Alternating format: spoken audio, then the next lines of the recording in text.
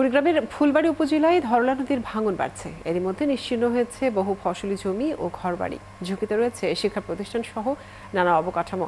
অথচ ভাঙন রোধে কর্তৃপক্ষের তেমন কোনো কার্যকর পদক্ষেপ নেই বলে অভিযোগ এলাকাবাসীর। রাজু মোস্তাফিজের তথ্য ছবিতে প্রতিবেদন।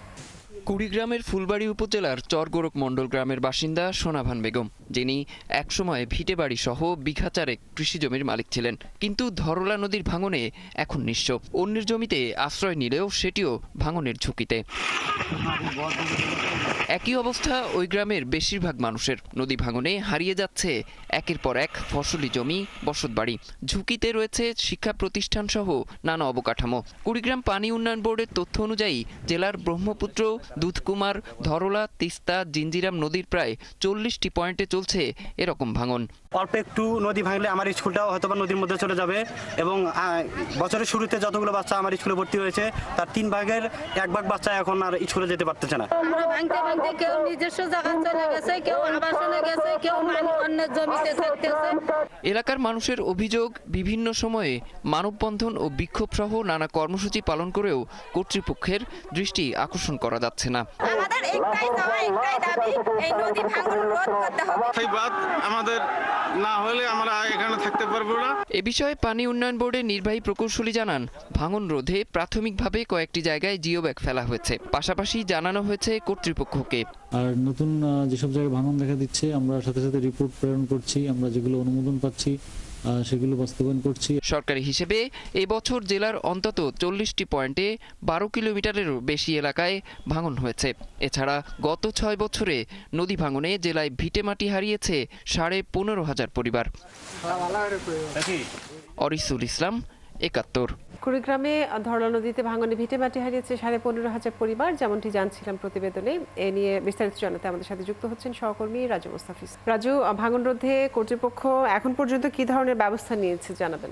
ধন্যবাদ কাজুরি। আসলে কুড়িগ্রামে কয়েকদিনের টানা বৃষ্টি এবং পাহাড়ি ঢলের কারণে নিম্নাঞ্চল প্লাবিত হয়েছিল, কিন্তু বর্তমানে পানি কমে যাওয়ার সাথে সাথে কুড়িগ্রাম জেলায় সর্বত্র ভাঙন চলছে। এই মুহূর্তে কুড়িগ্রাম জেলায় 40টি পয়েন্টে ভাঙন চলছে এবং ভাঙন রোধের কারণে এইসব এলাকায় জিও ব্যাগ এবং ব্লক ফেলা হচ্ছে।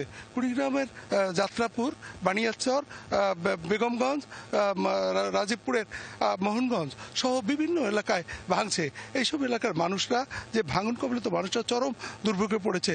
তাদের গত দুদিনে প্রায় 100টি ঘরবাড়ি ভেঙে তারা নিঃস্ব হয়েছে মানুষজন, এবং এইসব মানুষ বিভিন্ন বাঁধে এবং বিভিন্ন মানুষের বাড়িতে আশ্রয় নিয়ে আছে। টানা বৃষ্টির মধ্যে এইসব মানুষ শুধু পলিথিন টাঙিয়ে কোনো রকম রাত কাটাচ্ছে। আপনাকে বলে রাখি, এইসব দুর্ভোগের মানুষরা চরম খাদ্য কষ্টে পড়েছে। সরকারিভাবে এখনো কোনো ত্রাণ পায়নি, এমনকি কোনো সরকারি কর্মকর্তাও সেখানে তাদের দেখতে যায়নি। আপনাকে আরেকটি জিনিস বলে রাখি, যে স্থানীয় চেয়ারম্যান মেম্বাররাও তাদের কোনো খোঁজ নিচ্ছে না। আসলে কুড়িগ্রাম মানুষের একটি দুর্ভাগ্য যে আসলে নদী ভাঙন প্রতিনিয়তই হচ্ছে। এই ভাঙনের কারণে মানুষ হয়ে যাচ্ছে নিঃস্ব। আপনি জানেন যে কুড়িগ্রামে 16টি নদ নদী, 405টি দ্বীপ চর রয়েছে। এইসব চরের মধ্যে 40টি পয়েন্টের ভাঙনের কারণে মানুষজন এখন দিশাহারা হয়ে পড়ছে। এবং পানি উন্নয়ন বোর্ড কর্তৃপক্ষ আমাকে বলছে যে ভাঙন কবলিত এলাকার মধ্যে তারা জিও ব্যাগ এবং ব্লক শুধু ফেলছে। কুড়িগ্রামে এই মুহূর্তে 12.25 কিলোমিটার ভাঙছে এবং শুধুমাত্র কাজ হচ্ছে 4.75 কিলোমিটার এলাকায়। এত বিপুল পরিমাণ ভাঙনের কারণে আসলে কোনো পরিকল্পনাহীনভাবে মানুষরা চলছে এবং মানুষরা বলছে যে আসলে স্থানীয় পানি বিশেষজ্ঞরা জানিয়েছেন আমাকে যে আসলে কুড়িগ্রামের যে নদ নদী এবং প্রতিটি নদী আসলে ভাঙন প্রবণ। এলাকাবাসী বলছেন যে ভাঙন রোধে কোনো ধরনের ব্যবস্থাই নেওয়া হচ্ছে না। রাজু মোস্তাফিজ, আপনাকে অনেক ধন্যবাদ যুক্ত থাকার জন্য। দর্শক, আমাদের সাথে কুড়িগ্রাম থেকে যুক্ত ছিলেন আমাদের সহকর্মী।